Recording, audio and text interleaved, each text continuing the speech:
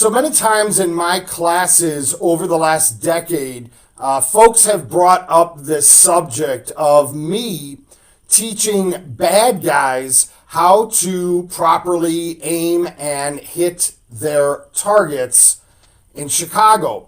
Makes sense, right? We're seeing a lot of collateral damage where other people who are innocent get hit by the bad guys' barrage of fire. And I myself have been, of course, apprehensive in doing so, as I cannot teach a felon how to use a firearm, right? Once somebody reveals to me as an instructor that they are otherwise prohibited, I cannot put a firearm in their hand. I cannot take them to the range or allow them to manipulate it. So even with the high regulation in the state of Illinois, which is primarily stemming from Chicago, 16-hour concealed carry, Chicago police, we know the data shows that 10,000 plus firearms are seized by the Chicago Police Department on an annual basis. So we have law enforcement being proactive. We have a lot of anti-gun regulation in the state of Illinois, yet the illegal guns are still on the street. Bad guys and criminals are still finding them, using them, and there's a lot of collateral damage. So I personally am not taking up that charge for the reasons I just described. However, there is an organization out there that's taking a different approach, and I thought it was rather interesting. This is coming out of my friends over at Bearing Arms, and it indicates now one group is trying to deploy a different tactic, telling those youths to keep your guns if you must, but learn how to handle them safely. This approach and philosophy of harm reduction, better known in the arenas of drug addiction and public health. Harm reduction aims to be practical and non-judgmental, offering help without insisting on abstinence. For example, giving clean needles for a heroin user or condoms for teenagers. In much the same way, this organization named Stick Talk, a Chicago collective, has taken to teaching small groups of teenagers and young adults skills like first aid for gunshot wounds and how to avoid, they say accident, but I'll call it negligent discharges. They found that a lot of the stuff they teach our children is not working, and I have to agree with that. Said Malik Cole, 27, who conducts Stick Talk workshops in the state-run juvenile lockup where he himself was detained as a youth, and he stated that kids are dying. I concur. Stick Talk, he said, asked young people what they wanted to learn to help them survive in life. Owning a gun, as we all know, is illegal in Chicago for a person who is under the age of 21. And Stick Talk does not teach participants how to fire weapons. However, it does teach them how to store and how to comport oneself during a traffic stop, along with how to carry and clean these weapons. Of course, they also include a medical company that teaches the self-care for a trauma or gunshot wound. Now, when this subject has come up in my class, and as you know, I often have a very open forum of discussion, some people would be absolutely appalled for the fact that others were saying, yes, we should teach otherwise criminals how to properly handle a gun to reduce collateral damage.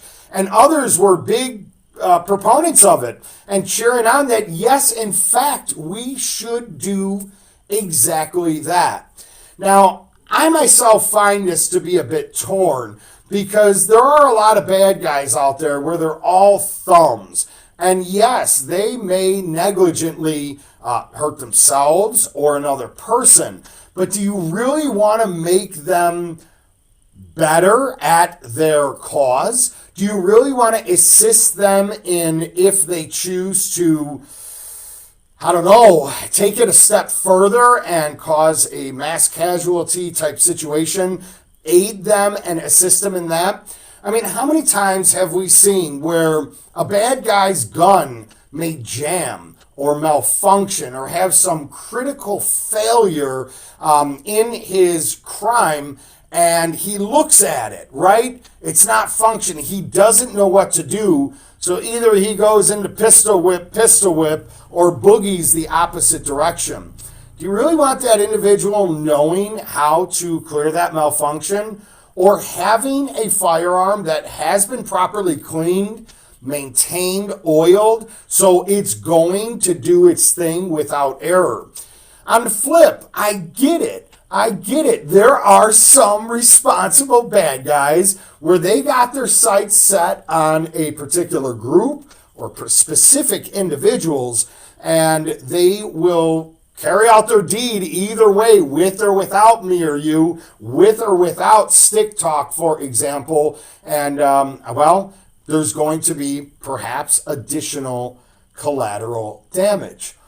I'd like to know your thoughts on whether you or not you think this program ran by a 27-year-old Chicagoan who's going into juvenile detention centers, teaching these individuals who have found themselves in a life of crime already, whether or not that is a right approach to fixing Chicago's violent issues. I just cannot call it gun violence, right? It's not knife violence. It's not gun violence. It's an attitude of the heart and mind, and essentially allowing evil to dictate a person's decision.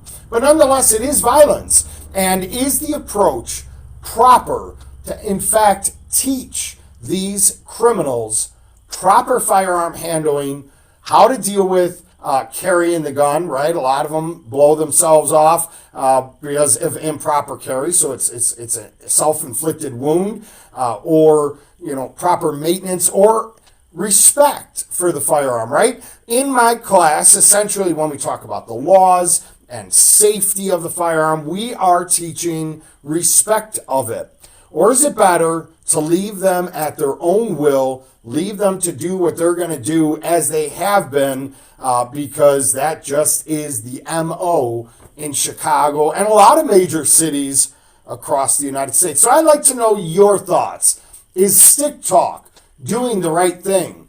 Should I have found an approach going back a decade ago, over the years as this conversation has come up, to offer a program similar to this? Or is it better just to go hands off, ain't getting involved, let them do what they're going to do, because they're going to continue doing it likely no matter what?